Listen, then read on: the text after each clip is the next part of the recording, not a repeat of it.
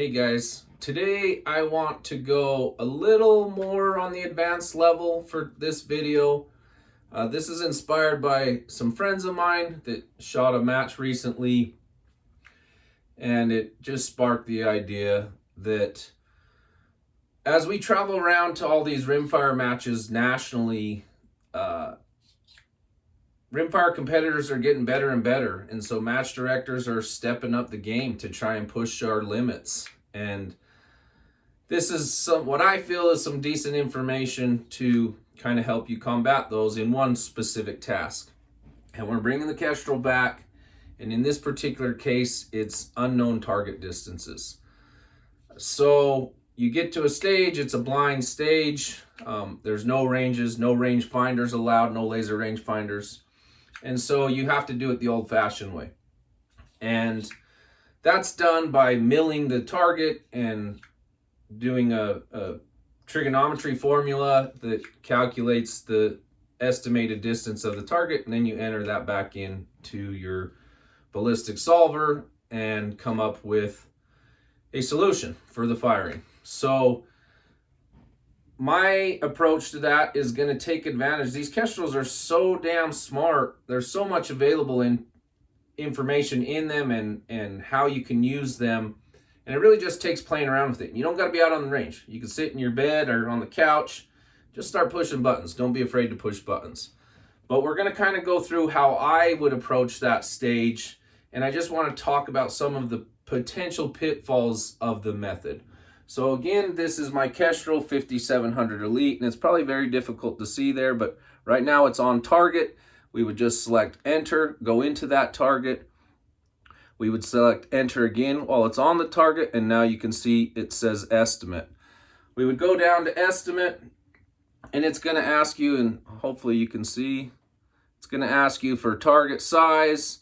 It's going to ask you for mils in the reticle, and that's because I'm set up in mils. This will work in MOA also, and then it will calculate out a distance. So all you do is go change those and whatever estimated target size you have. And sometimes the match director will give you information, say that's a 12-inch plate or an 18-inch square or what have you, and sometimes they won't. In this particular method, it was a roughly known item that people could have prior to measured the item to see, and whether you did that or not, I just want to show how that compounds. So what I've done here is I put this on paper, and we just have a few different scenarios, and I want to show you how much effect that it has.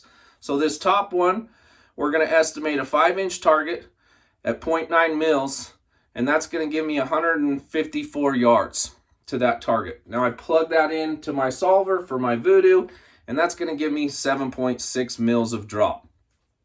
Now let's go with that same 5-inch target and a 0.8 mils. So a 1/10 of a mil difference in estimating our size. So looking through the reticle, put the target on there and estimate how big it is. We're talking a 1/10 difference, and we have 174 yards.